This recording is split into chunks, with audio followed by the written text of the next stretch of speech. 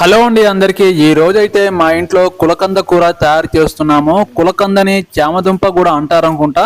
కులకంద కూర తయారు చేయడానికి కావలసిన ఐటమ్స్ కూడా రెడీగా పెట్టుకున్నాము. దాంట్లోకి చింతపండు నానబెట్టుకున్నాము. అలాగే వీటిని కులకందని ముక్కలుగా కట్ చేసి నూనెలో వేపడం జరుగుతుంది.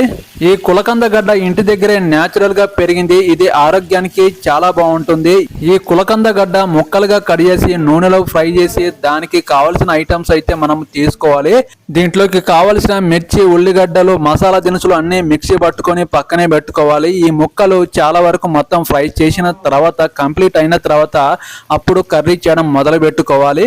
ఈ కులకంద కర్రీ చాలా బాగుంటుంది. చేపల కర్రీ, మటన్ కర్రీ దీని ముందు సాటి రాదండి. చాలా బాగుంటుంది. కొన్ని ముక్కలను అయితే మనం చిదిమేసి ఇలా వేపుడు అయితే చేసుకోవాలి. వేపుడు చేసుకున్న తర్వాత దాంట్లోకి మసాలా దినుసులు అలాగే చింతపండు నానబెట్టిన పులుసు కూడా మనము అందులో పోసుకోవాలి. ఇలా చేస్తే కులకంద కర్రీ తయారైపోయినట్టే. నా స్టైల్లో మొత్తానికైతే కులకంద కర్రీ అయితే తయారైపోయింది. ఈ వీడియో నచ్చితే ఒక లైక్ చేయండి, నా ఛానల్ని సపోర్ట్ చేయండి, సబ్స్క్రైబ్ చేయండి. కొత్తగా ఛానల్ స్టార్ట్ చేశాను. Please support my channel, support చేయండి.